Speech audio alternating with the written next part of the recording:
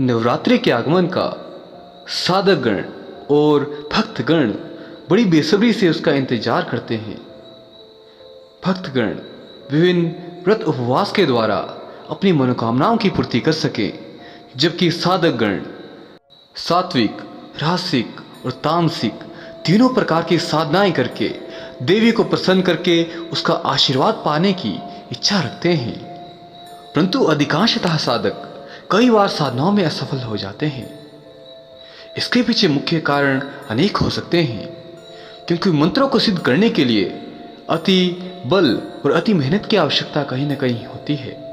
हर कोई साधक वैसी मेहनत या फिर वैसे मानसिक बल के द्वारा कार्य कर पाए, ऐसा भी हर किसी के लिए संभव नहीं।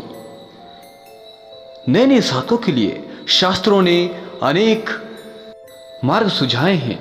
यह मार्ग उन साधकों के लिए भी हैं जो निमित्त मात्र साधना के द्वारा बड़े से बड़ा कार्य सिद्ध कर लेना चाहते हैं। इन साधनों को हम स्वयं सिद्ध मंत्र या स्तोत्र कहते हैं।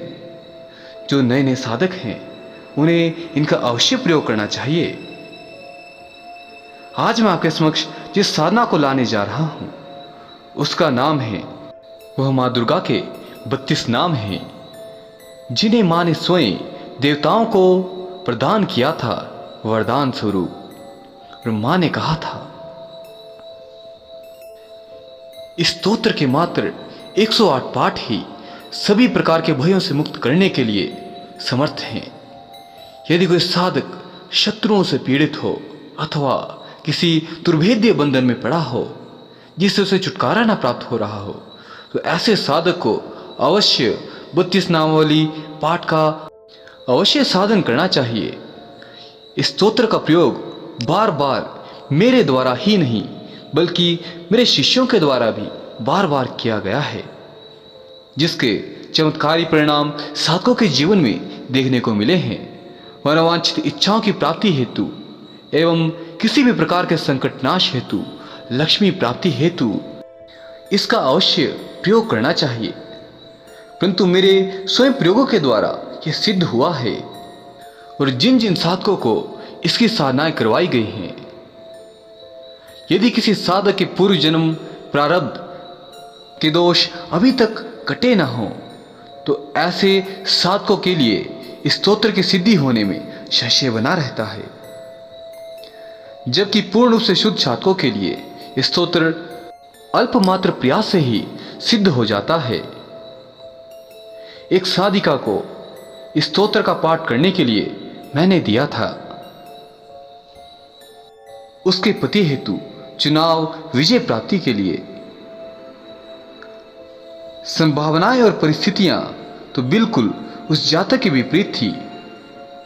उसके चुनाव में विजय के कोई लक्षण स्पष्ट नहीं दिखाई दे रहे थे, परंतु अनुष्ठान संपन्न होते ही सारी परिस्थितियां उस साधिका के पति के हित में आने लगी और अंततः वो चुनाव में विजय रहा।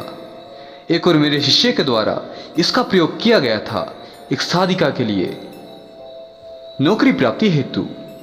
आज वह कन्या उच्च पद पर आसीन है।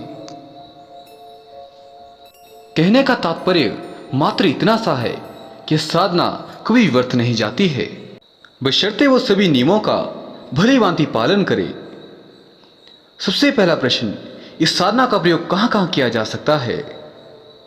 तो स्तोत्र में मां स्वयं कहती है, युद्ध में शत्रु के द्वारा यदि मनुष्य घिर जाए, वन में व्याघ्र आदि हिंसक पशुओं के चंगुल में फंस जाए, तो उस 32 नामों का 108 बार मात्र पाठ करने से वह संपूर्ण भयों से मुक्त हो जाता है। इस नामावली का पाठ 1000, 10,000 अथवा लाख बार स्वयं करता है या ब्राह्मणों से करवाता है, वह भी सभी प्रकार की आपत्तियों से मुक्त हो जाता है। अब प्रश्न ही उठता है कि हवन किस प्रकार से संपन्न किया जाए। इसका साधक को मधु से मिश्रित श्वेत तिलों से इन नामों द्वारा लाख बार हवन करना चाहिए अथवा 30,000 का पुरुषरण संपन्न कर लेना चाहिए। पुरुषरण पाठ मात्र करने से साधक के समस्त कार्य संपन्न हो जाते हैं। माँ जगदम्बा स्वयं शास्त्रों में निर्देश करती हैं कि मेरी सिंह पर सवार सुंदर मिट्टी की प्रतिमा अष्टभुजी बनावे, उसका षोडशोपचार पूजन संपन्न करें। उसके पश्चात देवी को लाल कन्नेर के फूल चढ़ाते हुए जप मंत्र करते हुए पुए से भी साधक हवन संपन्न करें। भांति भांति के उत्तम पदार्थों का भोग लगावे। इस प्रकार से मनुष्य असाध्य कार्यों को भी सिद्ध कर लेता है। इसकी साधना विधि का क्रम आपको स्क्रीन के ऊपर दिखाया जा रहा है। आप उसका अनुसरण अवश्य करें, उसी अनुसार आप साधना करें। उसके पश्चात ही आपको पूर्ण सिद्धि या पूर्ण लाभ की प्राप्ति हो सकती है। अधूरी विधियों का पालन करने वाले साधक कभी भी साधना की पूर्णता तक नहीं पहुंच सकते हैं। इसकी संपूर्ण विधि आपको मैं डिस्क्रिप्शन बॉक्स में भी प्रदान कर दूंगा, ताकि आपको इस साधना में कोई समस्या ना रहे। शुद्ध और तन्मय होकर माँ की साधना अवश्य संपन्न करें। और जब भी नवरात्रि संपन्न हो जाए, जो भी साधक जो इस साधना में सफलता को प्राप्त कर लेंगे, वो अवश्य ही अपने अनुभव हमारे साथ साझा करें, ताकि आपके वह अनुभव समाज के कल्याण हेतु, उनके मार्गदर्शन हेतु उनके समक्ष प्रस्तुत किए जा सकें कि आखिर माँ जगदम्बा के नामों की महिमा क्या है। यदि आपके मन में इस साधना से संबंधित कोई शंका, कोई प्रश्न हो, तो आप हमें कमेंट के माध्यम से अवश्य पूछ सकते हैं। आपकी समस्याओं का समाधान अवश्य किया जाएगा। अब मैं इसके साथ ही अपने शब्दों को विराम देना चाहूँगा। जय